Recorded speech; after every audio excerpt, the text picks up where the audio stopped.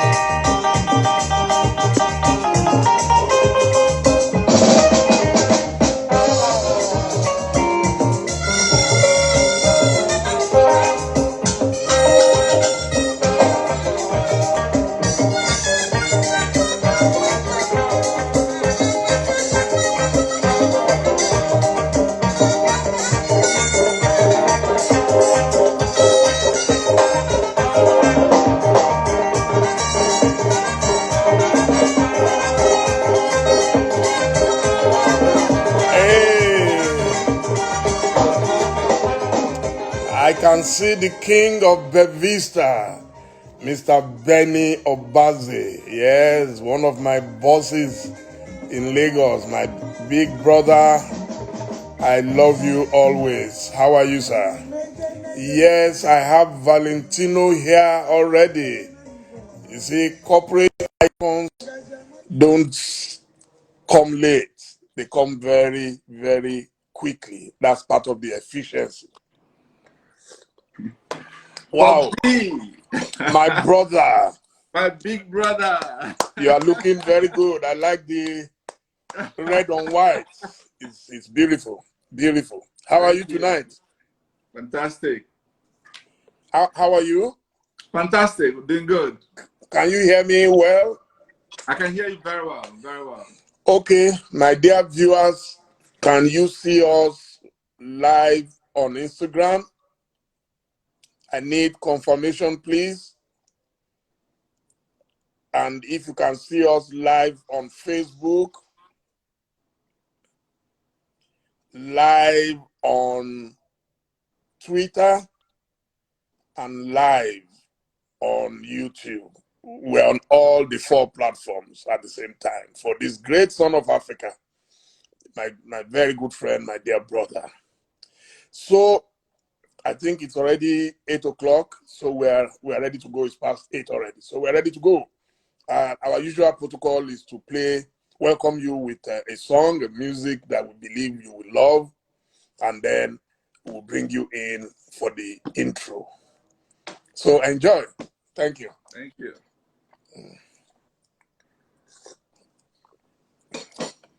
Every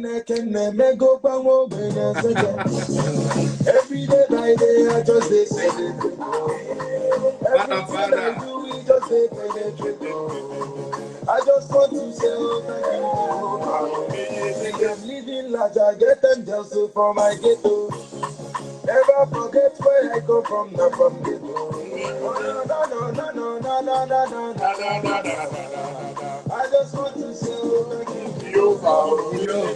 Who can be what you go, Father, Father, Father, Father, I just want to go, I know, Father, Father, Father, Father. You are putting rock on one day, belly, I can't look if I put no one day you must go. You can see I come from East the end the street, brother, you know. If you need I come to this, you already know. If I know now, yellow moon don't get there. Oh, now yellow moon don't get there. Man, I'm here, Papa, no moon don't get there.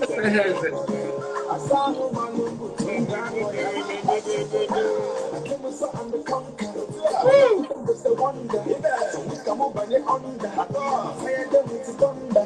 You wanna cause it wanna do too. No. I love you. I call out myself. My grandchildren can go from every day by day.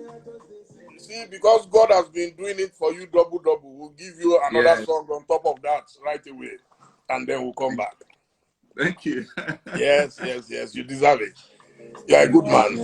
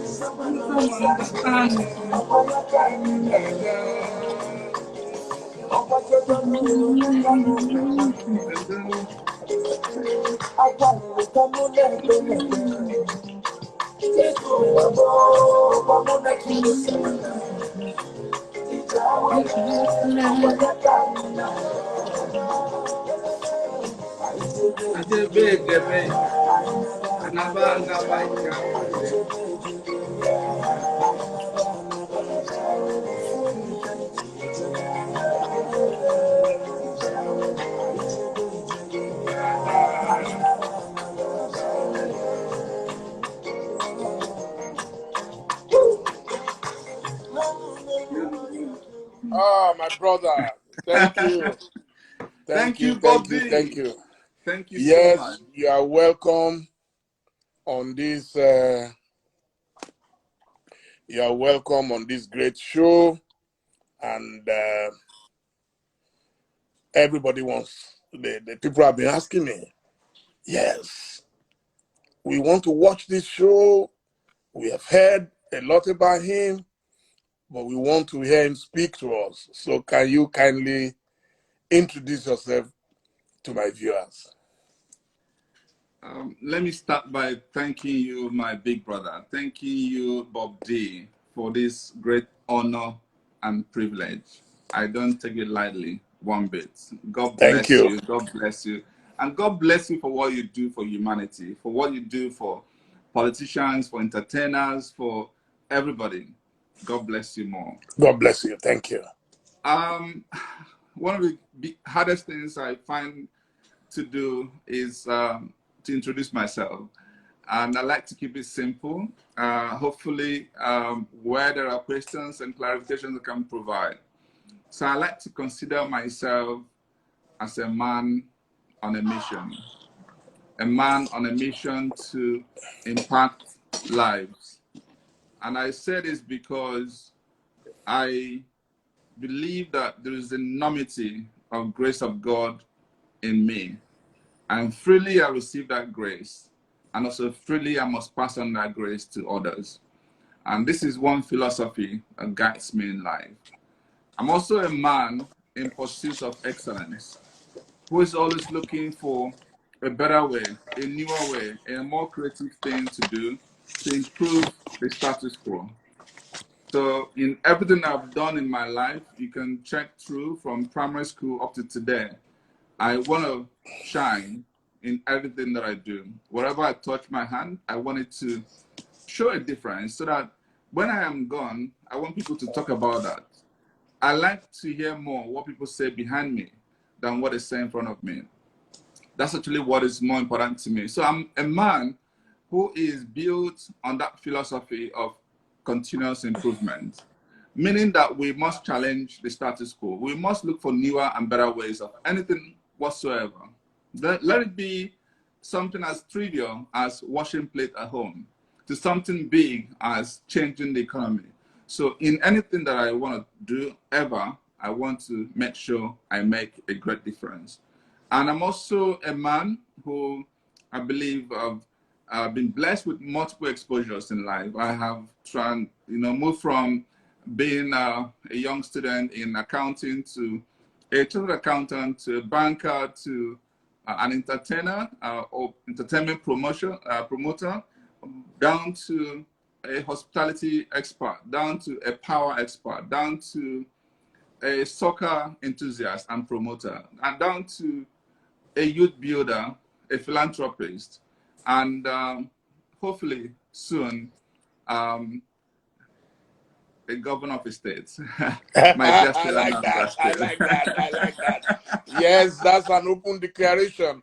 Okay, now let's take it bit by bit. Can we Yes. start from your childhood days where you were born, the usual thing? I consider myself a multiple village boy. I was born in Umuomako, which is in Orumba. I grew up there, started my primary school in the same Umuomako, and eventually moved on to Akpo, still in Orumba, before coming back to my village, Amesi, in Agwata. We call all of that Old Agwata local government part of Anambra State. So the reason we moved from one village to another is because my father happened to be headmaster in multiple jurisdictions, and you know how it is. Whatever they're transferred to, we follow. And that's exactly how my journey started. But the reason I've mentioned, by the grace of God, my father is alive today, 91. My mother alive today, 85. I consider myself especially blessed to still have them alive and healthy and healthy. And so we moved from one village to another. It was in my village, Amesi, in Agwata, that I eventually went on to study in the secondary school, which I consider again a village secondary school. We were the second set of that school, Christ the Redeemer College, Amesi. And so this is my growing up days. So traveling to a place like Enugu was like going abroad for me. Going to Lagos was even unbelievable. Just being on that express was like, wow. So there's a road like this. And this is the humble beginning that we all started out from. And I thank God for where we have come today. So, yes, I wanted the school by school by school, like your Okay. biography in detail. In detail. Oh, all right. So let me actually then say that I'm the last child of my parents. We're 7 in total. And, you know, by the grace of God, I graduated in my secondary school as one of the best students. I actually returned by the same school to teach physics and maths until I gained admission. And I consider myself lucky and privileged because the Reverend Father, who saw how I represented the school in quiz competitions and all of that, thought it necessary for me to stay back while waiting for my admission. And I was the only student that was given that privilege. So eventually, I moved to the University of Nigeria, where I studied accounting. My choice, I actually wanted to study medicine. If not for my eldest brother who sat me down, I was like, why medicine? And I figured out the only reason was just to be able to answer that name, that title, doctor. And he gave me reasons why I should open up my mind and encouraged me to think about my passion, the things that I love in life. And I said, I actually like business. And so why don't you do a business course? And we went into, okay, checking how many business courses, which one was better, and we zeroed in on accounting. And I think that was a life changer for me because I must have been a miserable medical doctor by now. Because eventually, and part of the reason he encouraged me to consider business course was he knew that maths was my best subject. And even to write medicine in JAM, you don't even do mathematics, it's only physics, chemistry, and biology. So why don't you play to your strength? And that's how we moved to accounting. And I took English, maths, physics, and chemistry in my JAM, and eventually got into University of Nigeria. And that's where my story started. Because there, I took a decision. I actually verbalized this, and I said, yes, I'm coming from a village school. I know that there are a lot of people who are coming from special science school, federal government college, all the known ones, CKC, Umuahia, and all of that. But in this university, nobody will beat me in my class.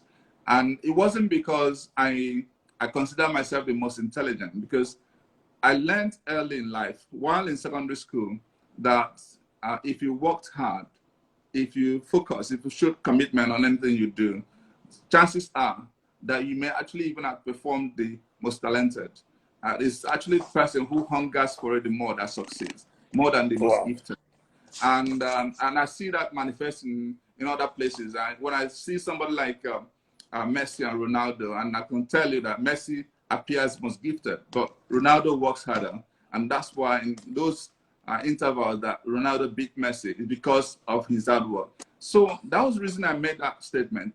And to cut a long story short, I graduated with the best result in both my department and in my faculty. And then I won all the 6 prizes there were. I moved on to do my MBA in the same University of Nigeria, and eventually started banking. My banking, exploits. Fact, I knew I was going to be a banker from my end of my 3rd year, because the gentleman, now Dr. Ozigbo, who's retired now, an old man now, who was a lecturer, became an ED, now Merchant Bank, the oldest merchant bank in Nigeria. And he had made a promise to us, whoever would come first in financial management, his course, there was a prize for the person. And guess what? I met A in the first semester with another gentleman. But in the second semester, I was the only A. And by this time, the man had left as a lecturer to become an ED in Now Merchant Bank. So one day he drove into the school. I saw him, I ran to him and I said to him, sir, you actually do owe me money. And he said, how? Because you made a promise and I'm the best student in your course. I said, how come you knew you were the best? I said, well, you made this pledge. I got A in the first semester, A in the second semester. Anyway, he agreed with me and said, okay, instead of giving you the cash that I promised, you come to do your youth service in my bank. And that's how I secured where I would do my youth service while I was just entering the final year. And to cut a long story short, I spent 17 years in the banking industry and rose to the position of general manager.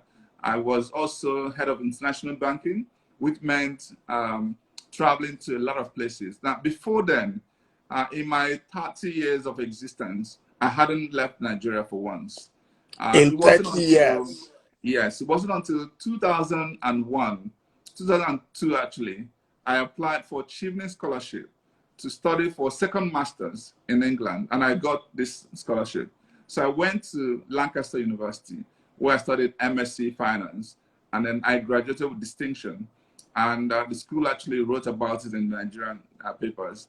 And so coming back, rejoining the bank, and I became almost like an international banker, and I started to move from one country to another. So the same man who, village and upbringing, getting to abroad, which was Abuja, Lagos, and Enugu, and getting this scholarship, that opened doors for me.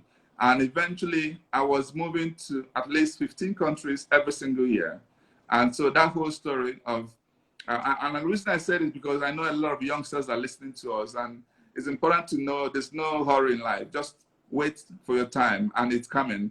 And when it comes, you can make up for all the years, gone by. So that was how I, left banking in 2011, and then became the CEO of Transcorp Hotels PLC for 7 years, and led the transformation of the hotel business for that period. And today is the legacy that everybody can see. And then in 2019, I became the president and group CEO of the group, which is Transcorp, which covered the hotel business, the power business, and the oil and gas business.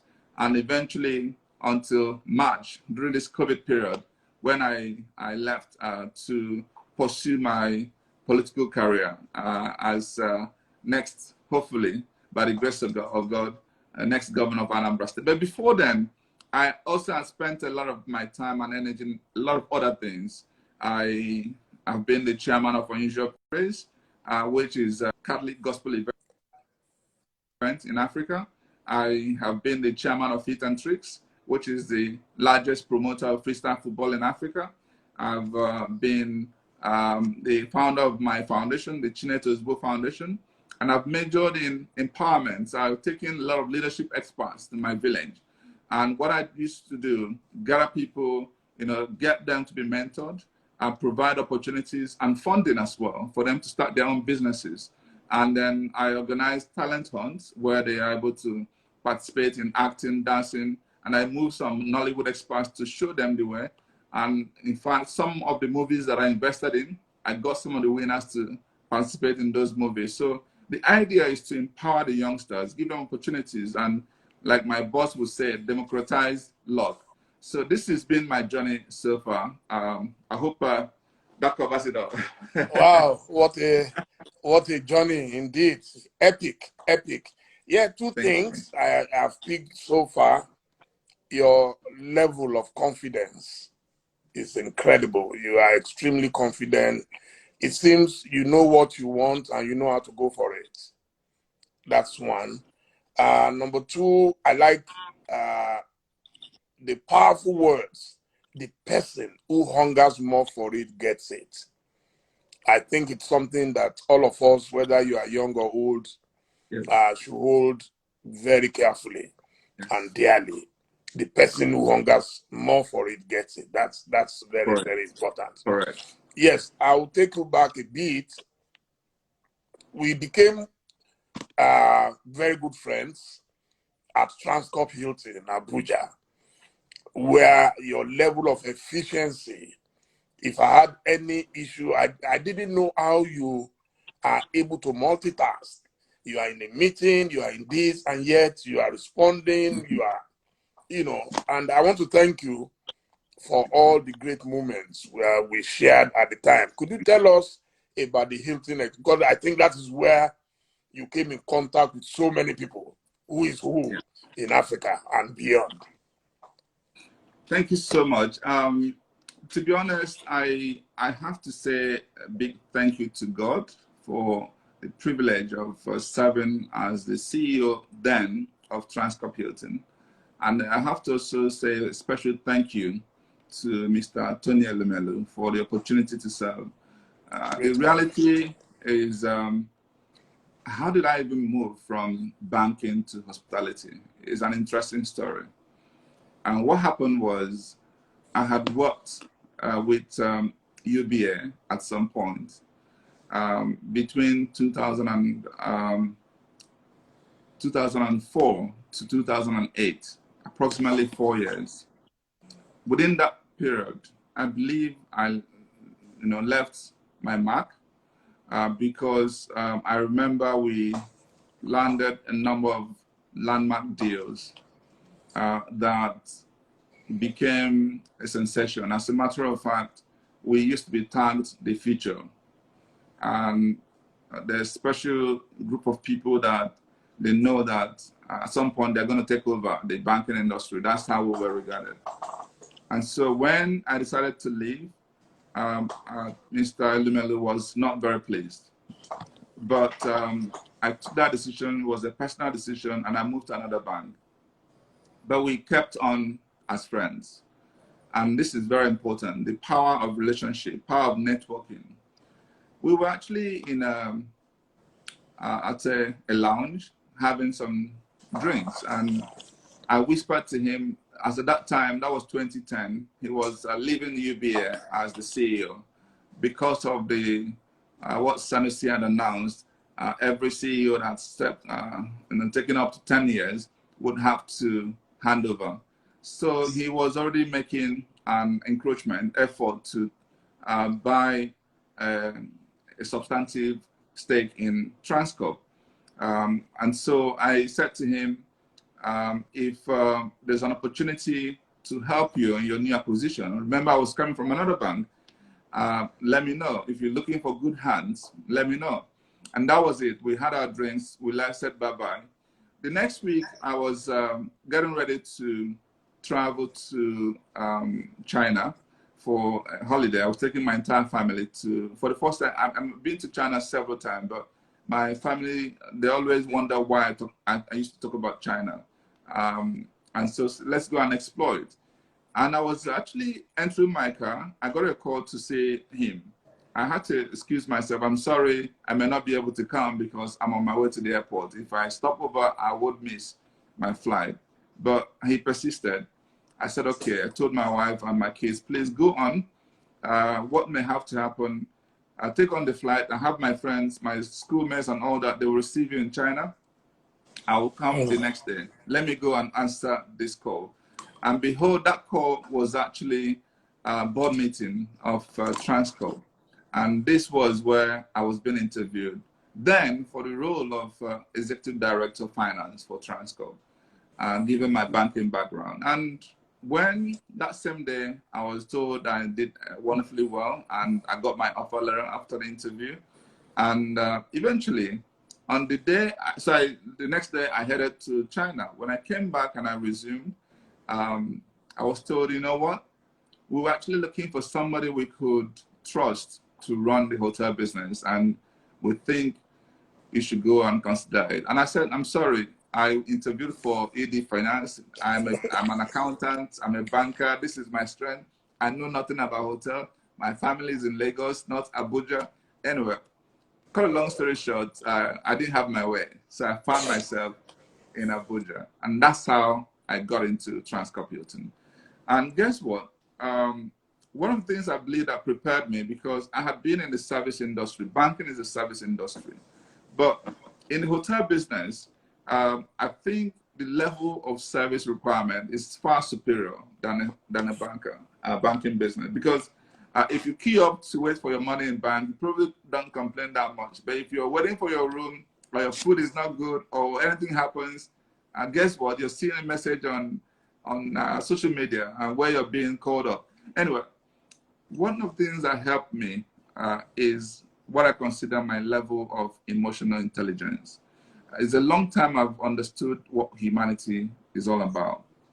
They need to respect one another. They need to value people. They need to actually genuinely and with everything you have, love people. So that has been part of my growing up. And I guess because of that humble background, I guess because of that discipline from my parents, and so this is what prepared me for that role. So when I saw people, I genuinely cared. What made me uh, happy was just seeing other people happy.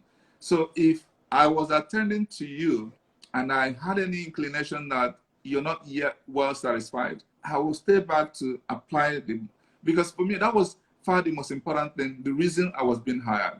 So everything what we call big strategy, big this, those secondary. So I spent a lot of my time doing what I call management by walking around, because your staff will sit up when they see your presence. They'll sit up when you're testing the same food others are eating. So it is important that I show that visibility. So that's why people thought I was ubiquitous. Somebody will move from Capitol Bar to the piano, he will see me. He will move to the booker, he will see me. Because I needed to make sure that every department was in check. So that level of emotional intelligence is what really helped me to drive through the changes. Of course, we didn't leave out the big meetings, the big strategy, the big numbers, making sure we stay close to meeting expectations of all the other stakeholders. Because in any business, the best thing you need to know is to get who are your stakeholders and how do you meet their every need.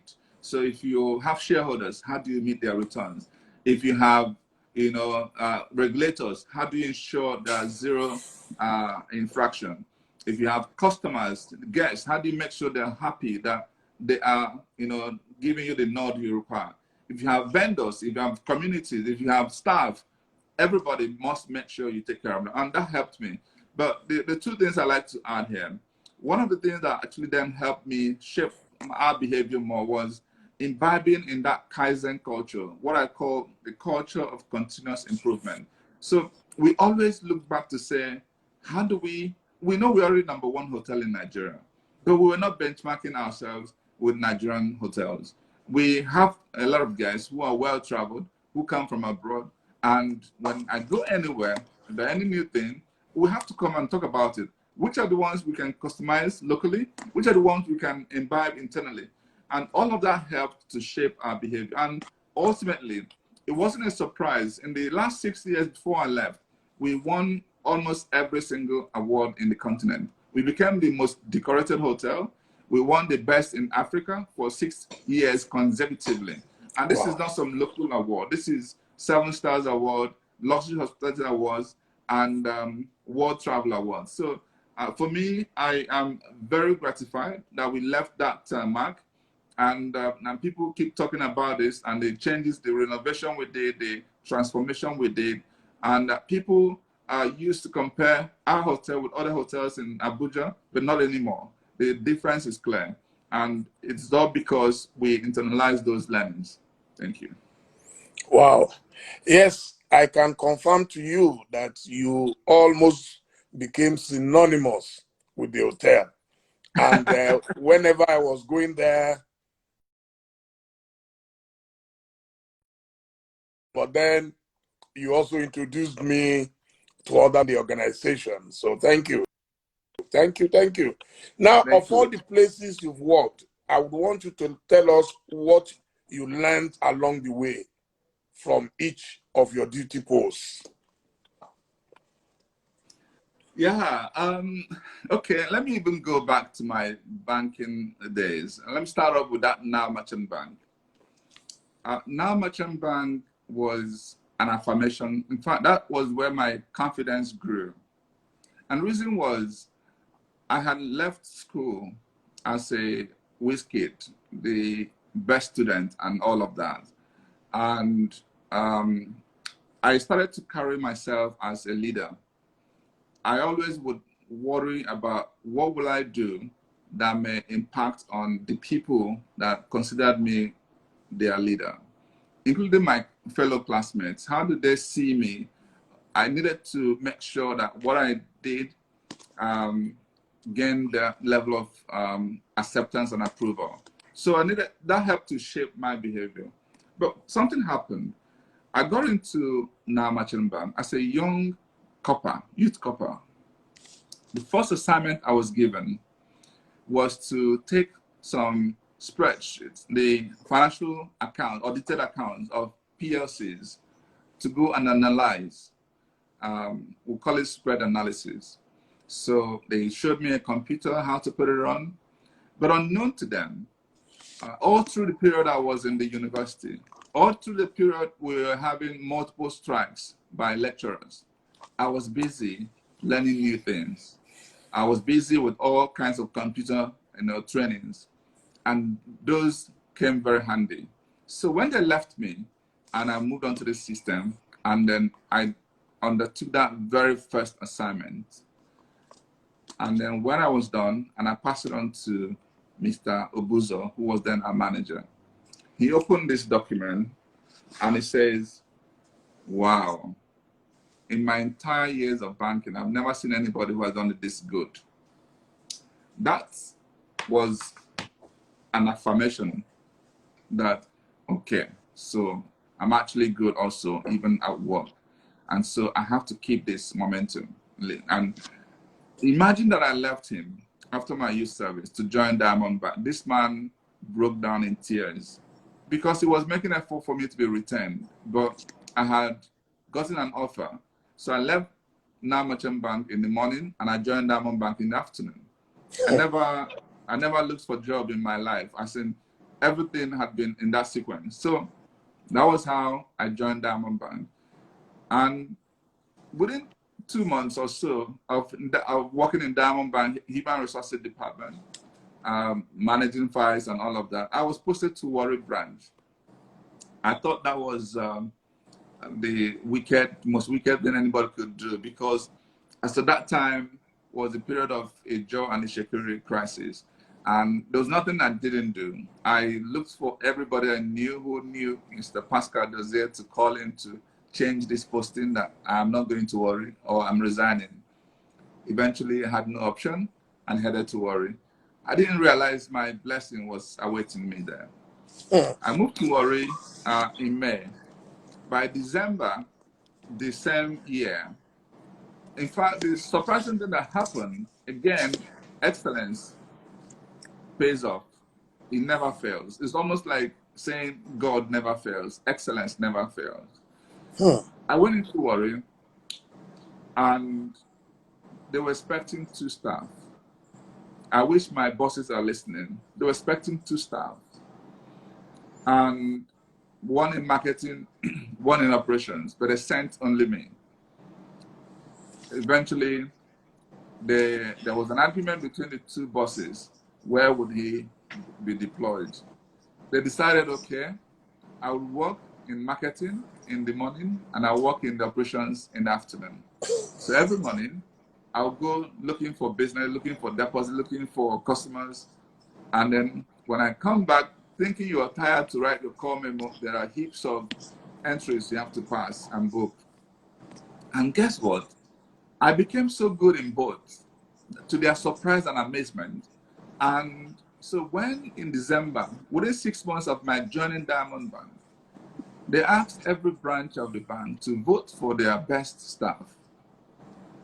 Warri branch voted me as their best staff.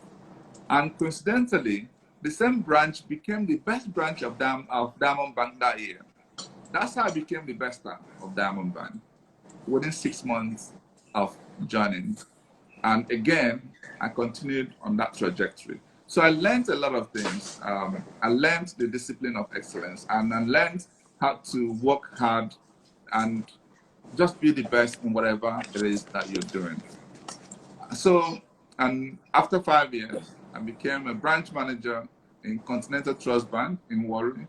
I broke even within 1 year, and I thought after 6 years, I should be done with Warri. So when I saw an opportunity to join FSB, Mohammed Hayatuddin, in Abuja, I took that opportunity. That's where I was when I saw the opportunity to go. I was visiting British Council, and I knew about the Achievement Scholarship, and I applied. And then from there, I headed to England. And then when I came back, something amazing happened. How did I meet Tony Melu? Again, another interesting story. I had just arrived November in 2004, and a friend of mine took my CV to him.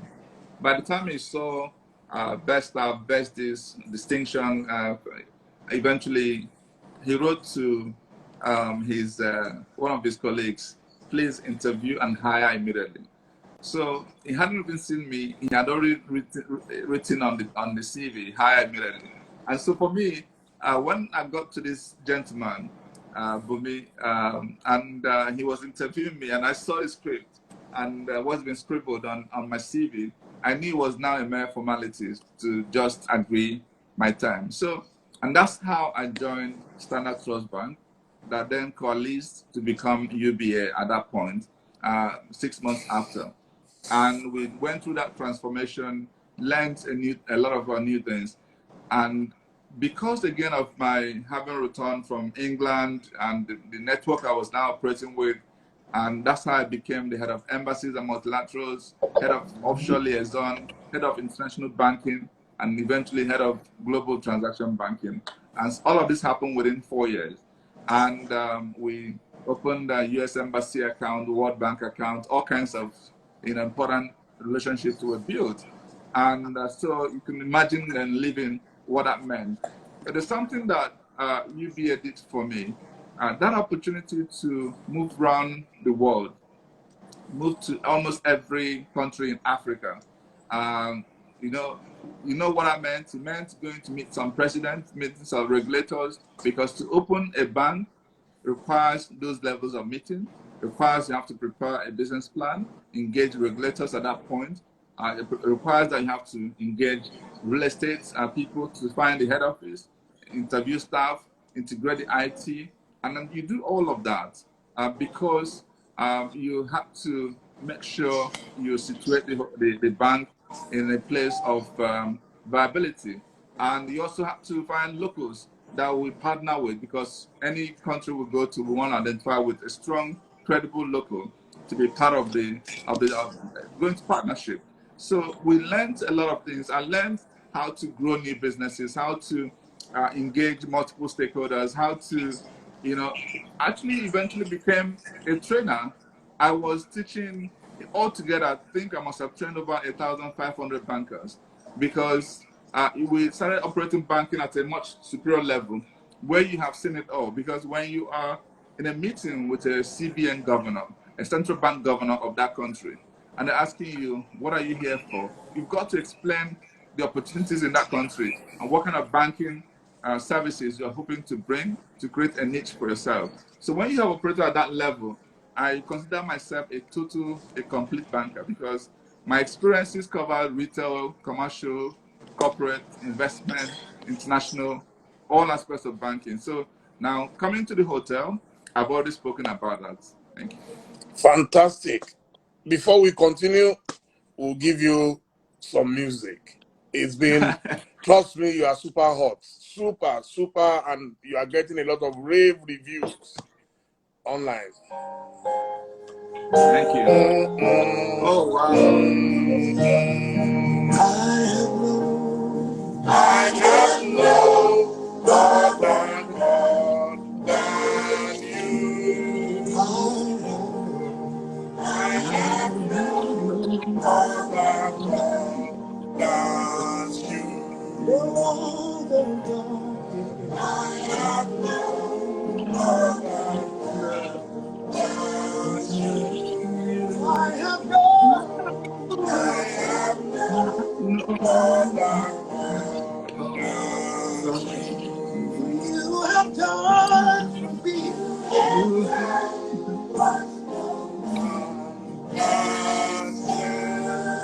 you will do.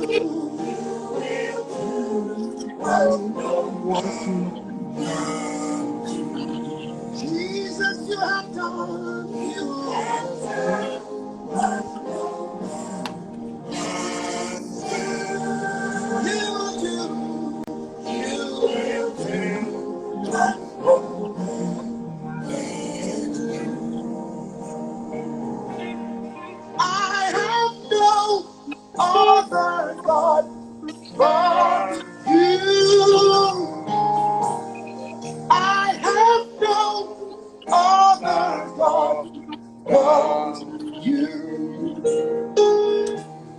You have done what no man has done, and you will do what no man can do. I have no other God. I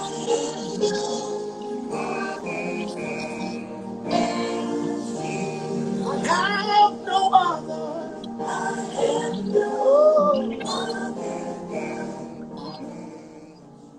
Oh, wow. No other God but Him. These songs are very relevant to the story of your life. That's why we're playing them. Precisely. Yes, I would like to ask, it's almost impossible for anyone at your level not to have some heroes, some people who inspired you along the line. Could you tell us about this?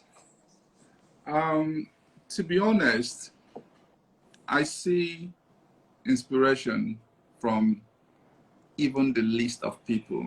I don't wait to see the big names to be inspired. So I see any opportunity that I have to meet anybody as an opportunity to do two things. Number one, learn something from the person. Number two, leave that person with a positive impression of me. So when I think about my heroes, there are many. I start from God. Jesus Christ is my number one hero. I think about my dad, who I looked up to. I never wanted to disappoint. I think about my eldest brother, who counseled me, provided guidance, and I looked up to him. I just wanted to be anywhere close to what he had become because he was the first, I was the last. He had, gone to Cranfield University to study aeronautic engineering, had gone to Russia on scholarship. He was up there, and I was just a secondary school guy. And so it was such an unfortunate thing that he was part of the Sosoliso plane crash. And at that time, he was the best manager in NNPC. He had worked in Ajaokuta Steel Company. He was one of the foremost engineers in Nigeria, but he's passed now. But he made the greatest impact in my life than any other person before I grew up. And then when you talk about my career, all the people, all the great leaders I've worked with, they had all inspired me. From Pascal Doze to Francis Atuche to Muhammad Hayatuddin. But the greatest of them all is Tony Elumelu. I call him an enigma. As nobody can compare with in terms of somebody with resilience, hardworking. He doesn't sleep. And there are people you look at and they just say, you know what, you give up. You can't be them. And just be the what you can be and you move on. But on the other hand, also, I derive a lot of inspiration from a lot of, now I'm going into politics. When I think about governance, I believe that what someone like His Excellency Peter B has done with his life, from moving from corporate world to politics, and today, if you ask me, the best governor that ever existed in Nigeria, I'll call him. So I derive inspiration from someone like that. And there are many others. But the point I'm making here is I don't wait to get big names. I don't read a lot of biographies because people lie in biographies. They only paint the right pictures you want to see. But when I pick up any of those documents, I look forward to how they solved their most difficult problem, how they almost went bankrupt, how they almost committed suicide, and how did they turn around. That's the part that I want to see and hear. So when I engage people, I want to respect their individuality, and I want to pick something I can learn, because we are all unique. We can't be the same. And even in that uniqueness, those learnings can equally be unique.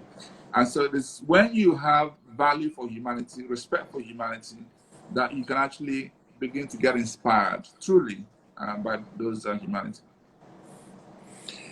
Yes, just as you learn from people, I believe that you also get enriched through travels where you Yes. go and things. Could you talk to us about what you've picked up, and if and when, I would say when you become a governor, by the grace of Almighty, the things that you've seen elsewhere that you are really dying to replicate at home?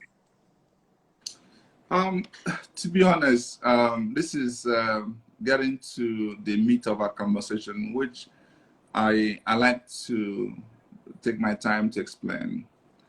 In my wide travels, I have learned the good, the bad, and the ugly. I've learned to wonder if something is wrong with us as a country, Nigeria. If something is actually wrong with us as Black people, why can't we organize ourselves? Why are we like the name we are called?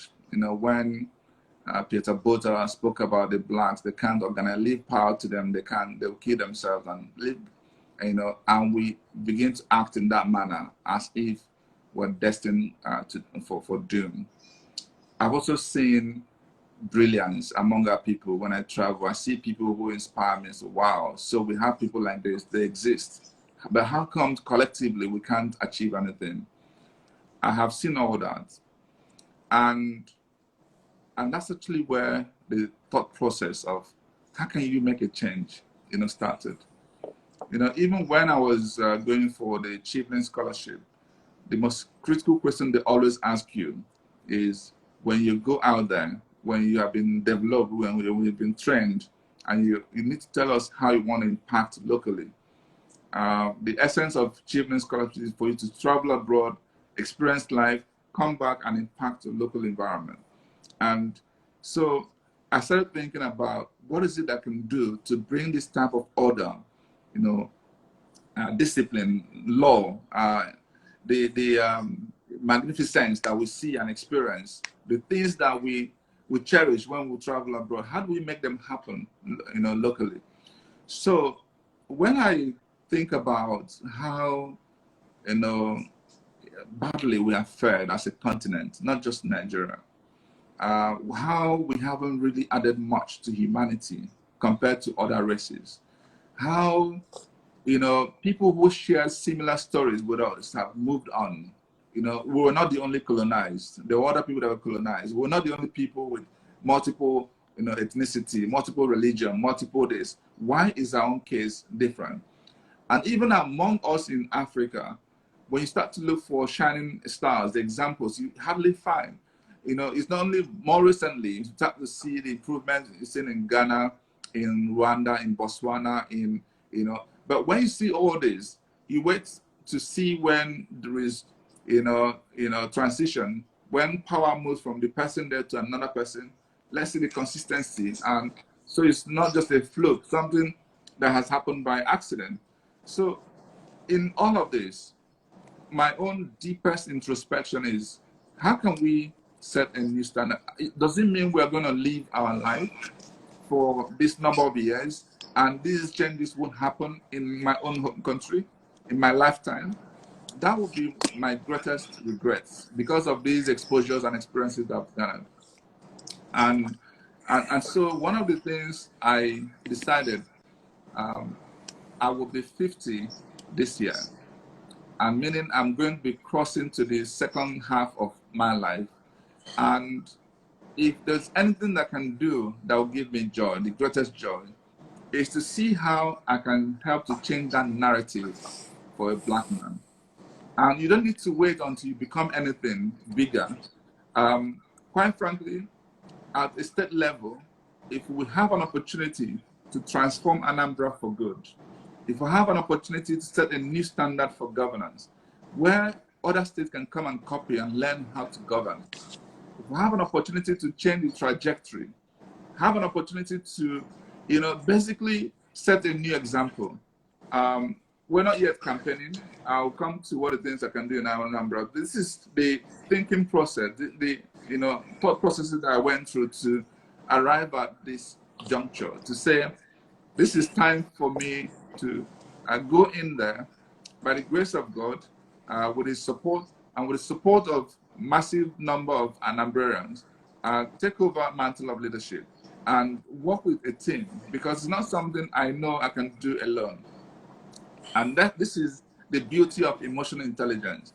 Emotional intelligence enables you to tell yourself the truth. You do a proper SWOT analysis. You know where you're weak, you know where you're strong. You find people who are strong where you're weak. And together, you're all totally strong. And you begin to deliver teamwork and change those stories and narrative. There's no reason why a state like Anambra, which is similar, like, you know, uh, countries, small sizes. I don't want to start mentioning names, but when you look at the GDP of some of these countries and see Anambra State, for instance, you see that we have miles to go. There's a lot more we can do to get to where we need to. And for Anambra in particular, with the abundance of talent, resources, human beings we have in Anambra are incredible. If we channel our energies together, we can do a lot more, we can achieve a lot more. And this is the task that I'm giving myself and my colleagues and my team. Now let's go and rebuild our state for good. And that's, for me, the greatest learning from my travels, from my work travels. It's basically what we can do, not just to become those countries, but become even better. Because I feel that we are made for greatness. I feel that a black man needs to change the story. We want to be the ones that where people are begging to visit, not us queuing up to travel to other countries. We want to be where they come for music, for entertainment, for tourism, for business, for learnings, for, if you're talking about technology hub, why can't we be the engine room for new research and technology, where people are learning new things, where we are creating, new Facebook, new Instagram, new stuff like that? Because if you think about the amount of youths with incredible talent, and thank God also, and I use this word carefully, thank God that, because this pandemic may actually be a blessing in disguise. The whole world has been leveled. This pandemic has slowed the fastest growing countries and they've given us opportunity to catch up. Let's not miss this opportunity. This is our time. I think that this is symbolic. We need to seize the moment and level. So that, because one thing with technology is that it doesn't matter how long you've been there, it doesn't matter what your infrastructure is. If you do the right things, you can catch up with anybody. Anambra can become the hub for Africa, but if we do the right things. Just getting to sit down, articulate your vision, and put in all your energy and the right people, and you can achieve it. So there's a lot more we can do. And if we get it right in Anambra, I feel other states will copy, and collectively we'll get it right. And so sometimes forget about what happens at the federal, all the drag and all of that. Let's fix our respective homes and do the right things. Fantastic. As you know, I am a part-time politician. I am not a career politician. I'm a part-time politician. And what I've discovered is that to be a politician in a country like Nigeria, you must be a gambler. Are you ready to gamble everything for politics? I don't think gambling is the right word. In my opinion, gambling is where you do things by chance. In my own case, I do things methodically. And what that means is you think about where you want to be, think about where you are, and then read what you need to do to get to where you are. And people think we're doing magic in Anambra already. Today, we have the momentum. We are only a few months when we started moving around, because campaign hasn't even started. I don't even say anything about party. I just use my foundation to preach my message. And guess what? Every other person is victory already, because we adopt methodical approach. And I feel that when people use that word, politicians are this, politicians are that, to be honest, if we do the right things, even those people who used to behave in a certain way will behave properly in your case. I feel that when you have God's grace with you, people and things will conspire in your favor. and is manifesting. One of the biggest strengths that I have is that God is with me on this project. So for me, this is not gambling. This is fulfilling destiny. And I'm on my way to that mission. I deliberately use that word gambling because in Nigeria, again, I discovered that three key things matter in politics. Uh, like in most other places, but in Nigeria, these things are very, very peculiar. The issue of money, you need Yeah. loads and loads of cash. Ethnicity, I'm sure even in Anambra, you would expect that it's just a state and all Anambra people are Igbos. But then you still have different factions. And Yes. then they even do zoning. They might say it's not the turn of your Yes. area. And Yes. then there's also the issue of religion in Yes. Anambra. I know most people are probably Catholic and all that. But Yes. so how do you hope to navigate and meander your way through the labyrinth of challenges? That's an amazing question. And it's interesting you ask this because this is actually precisely what we're going through in Anambra today. Good. So let me start with the issue of factions we have. Even within the PDP family that I'm coming out from, it's not one PDP. But good thing is that there's been a tremendous shift and progress within the family. And so I actually see myself as that unifier. What you find is that if you're already in politics, you either have belonged to one camp or the other camp. And so if you come out, the other camp won't say. And for me, who is completely fresh into politics, and guess what? Friends with all of them. So it's easy for me to sit together and say, you know what? Now it's time for us to become one family. So I have become that uniting factor for people who wouldn't agree with them. So you actually will hear my fellow opponents saying, if it's not them, let it be Val. So that is helping me. And by the grace of God, maybe after hearing this, they'll start attacking me. I don't know. But but reality is that it is working in my favor. And I actually want to be that person that will not unite only PDP together. I want to unite Anambra people together. And if possible, ultimately, I want to unite the Igbo race into a positive common cause. And that's one. And then when you talk about religion, it is a big factor in Anambra. I'm a Catholic, but you find that there are also large denominations, also Anglican and Pentecostals. What is important is respect for religion and support for religious activities, and knowing that there's God and we also have one God. And what has been amazing is that I actually tend to receive more support from the Anglicans, for instance, and Pentecostals. If you see my squad, if you see my team, my colleagues in the that are moving around, they are actually predominantly Anglican. They've come to accept me, and it's because I am not that kind of person that go into divisions in church. No, I feel, and let me tell you this: when I visited Jerusalem, my eyes opened to see why we should never allow ourselves masses to be religion to be the opium. I got into tabernacles, I got into some house of worship, and you see from Greek religion to Catholic to Anglican to even Islam, Muslim, coming together and felicitating together. And you start to wonder, so why all this division? Whoever did this to us, please stop. We are us actually serving one God. So it doesn't matter what religion, doesn't matter what denomination. And when people are in their various, respect them for their individuality. I mean, if I must convert people, let them look at my life and be encouraged by what I've become. So I'm following you. And so I don't mean that we shouldn't, you know, evangelize and see how many people you can bring to you. You can, but it is not for you to disrespect others. And my predecessor, I'm not simply, I haven't become governor yet, but when I think about how someone like His Excellency Peter B handled these various denominations, he did it so well that even today, I think he's even more popular in and denominations where he doesn't belong. So I think we should stop this division.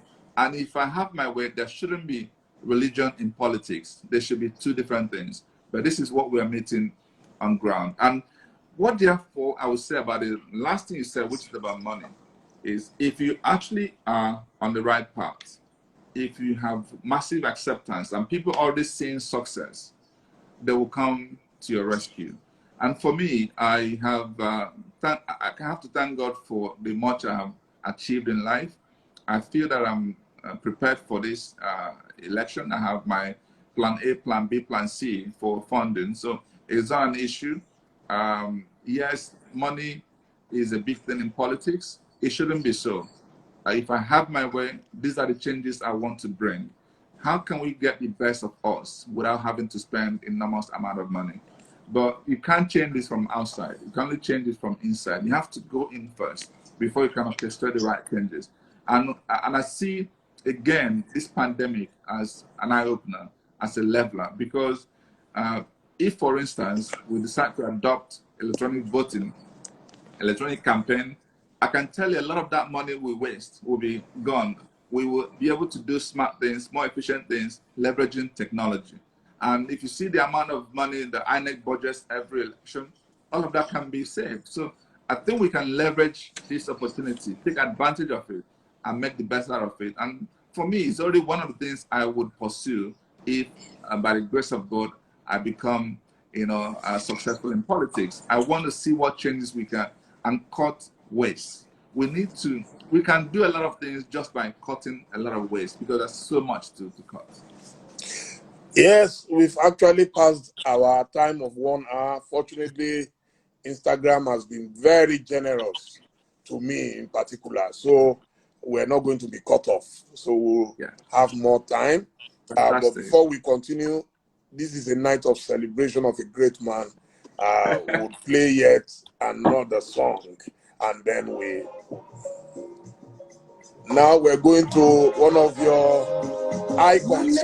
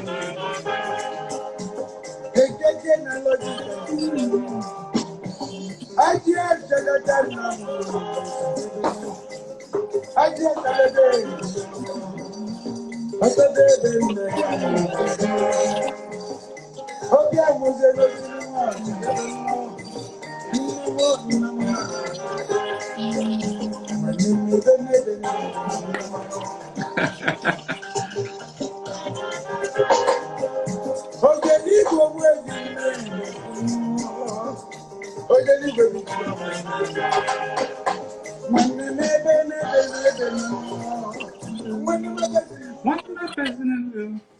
Yes. I told you we were ready for you tonight. We were ready for you. The legendary Osita Osadebe. Osita Osadebe, legendary. Yes. Great. If we had done the right things, he would have been a Grammy Award winner. Anyway. Well, God bless his soul forever. Okay. Amen. Yes, I was going to ask, what is it between Anambra State and bankers? Anambra State and bankers. Yes. I wouldn't even think of it in that way, because what is actually more interesting is Anambra State and business-minded people entrepreneurs, people who have understanding of development and who are coming from private sector. I say this because we all have varying degrees of banking experiences. I don't think Chinwoke Mbadudenju was a banker. I don't think Ngige was a banker. P2B was an investor in banking. Do I actually call him a banker? I'm not sure. He wasn't a banker.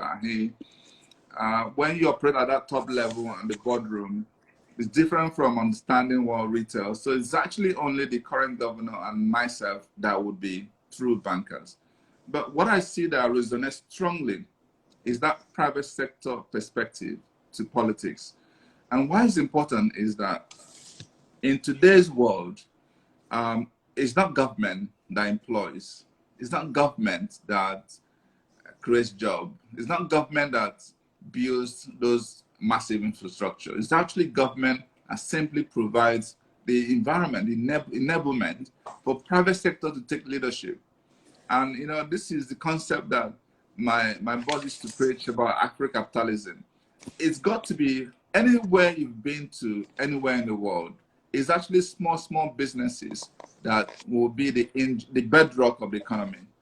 And so coming from that perspective is actually a very positive, right thing, because when we have that mindset to see that we need to show transparency, competency, bring credibility, consistency.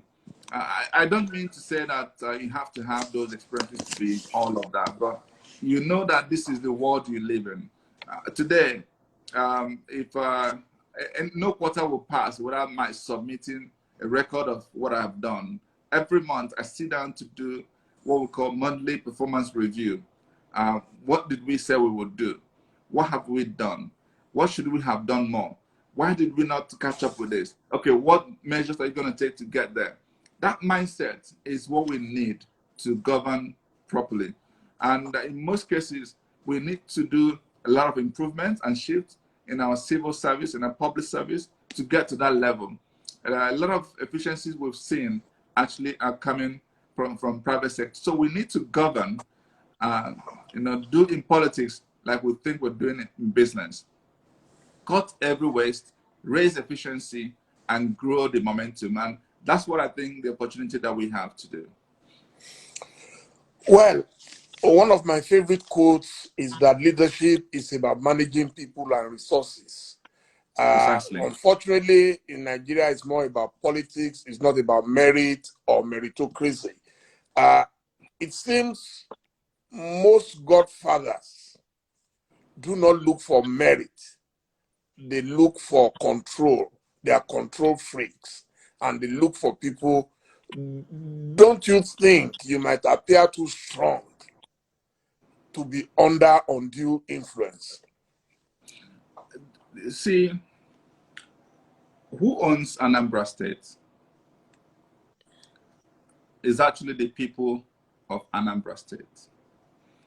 Anambra State would wish for somebody who is competent, who they trust that can deliver the goods and make Anambra a better place, whether security-wise, health-wise, agriculture-wise, technology-wise, commerce-wise, infrastructure-wise, and all of that. And so what we find is, yes, we have people who are, we call our leaders. They deserve our respect, but not necessarily to shape what happens just for interest of few as against the common good of many. I say this because for me, I have a godfather, and that's God. So I have a bigger godfather, somebody I fear, somebody that would channel my behavior to do that common good. Every other person is a smaller godfather. And so with God, majority is with you already. That's number one. But I also want to emphasize respect for authority, respect for constituted authority, respect for elders. These are virtues and cultures we also are known for. And so one of the biggest gifts I think God has given me, again, I keep emphasizing this, emotional intelligence, is the ability to manage people. It's actually, somebody will tell you, how do you tell somebody go to hell, and he actually looks forward to going to hell? It doesn't mean telling anybody going to hell, but it means speaking to people with the right courtesy, right respect. So I am that kind of person that will sit down with you, Bob D, and you say to me, this is what you think I should do, and I don't agree with you. I will sit down with you and explain to you why that perspective is not the right perspective. And together we will agree that it doesn't make sense for me to take your decision. And you come with me. And if actually you do have points to make that I have to listen to, why not? So what am I saying? When I was growing up, I had very disciplined parents. But there were times I would have.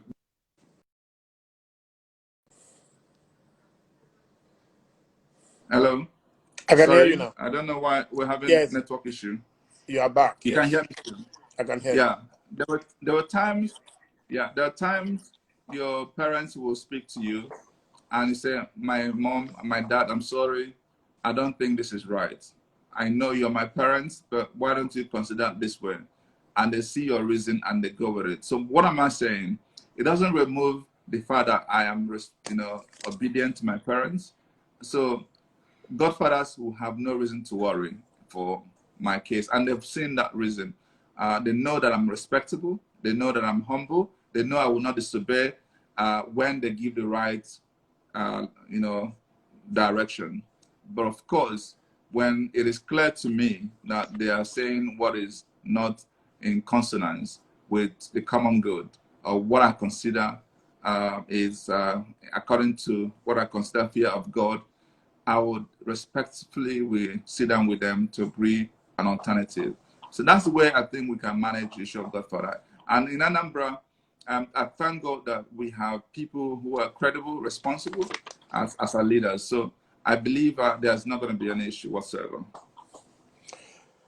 Now I think we're getting close to the end, but again, still on the issue of your master plan, towards achieving your goal. Have you factored stomach infrastructure into your plans? With the advent of pandemic, you have no choice but to consider that. But not necessarily in the way it's been done today. When you ask me, how do you support the younger generation to action? A lot of them are hungry. It could mean to inspire generosity among our people. Thank God we have a lot of billionaires. It means we can gather people, provide the right leadership and influence, and we can actually help one another. So stomach infrastructure will obviously not be out of the table, but we will do it in such a manner we can actually celebrate the people that provide those support. The important thing here is we have to stay focused. We know we have a mission. We know we have infrastructure to build. We know we have all of these common goods to deliver. And we want to measure, very methodically how we are approaching things and ensuring that we do things efficiently.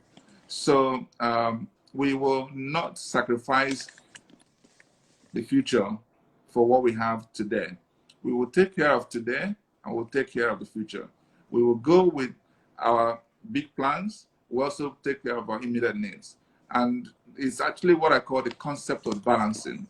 And it's a book I'm writing. Balancing is really your ability to look at the long term and look at the short term and find the right middle. Balancing is also what will bring work life, heaven and earth, spiritual and physical.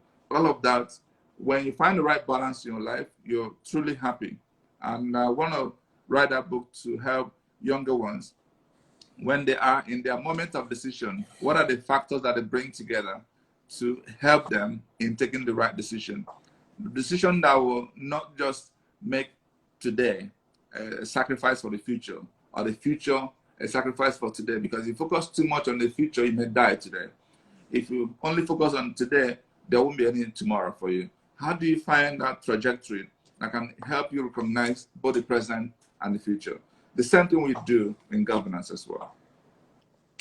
Fantastic. I think on this note, I must say a big thank you. I'm sure we're going to have more of you on this show because I can see a lot of young people don't want you to go.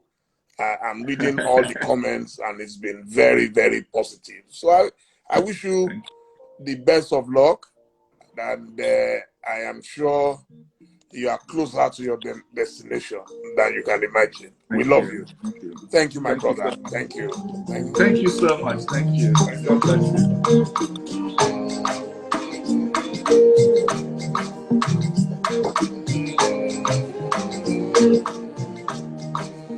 First, let me say to you, I can't wait to see you. You are the girl I've been waiting for. Do you know how much I really need you? I dey pray for the day when I can finally kiss you. You know, say every day I dey pray for you. Oh, in my heart to get a permanent place for you. That's why my heart is beat like you do that. Oh, my I say so I am very I sing for you, wanna be like you. Baby, now you are gonna be my wife. Tell me I know. What do you see, I may not give the world to you, but I'll give you what I have. Oh, baby, you are my Achilles. Go to my life, shall you not say everything I pray for you?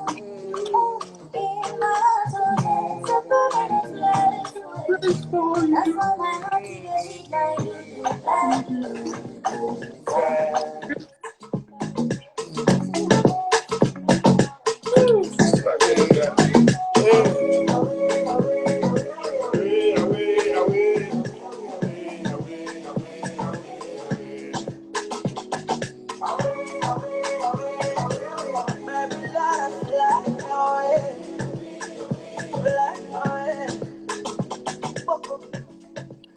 So thank you, my brother. Thank We love you. you. God be with you. And to my Bobby, viewers, thank you so much. Thank you. good And thank you, night. Good everybody, night. for being part of this. Thank you, everybody. Thank you. Thank you. Thank Good you. night. Thank you.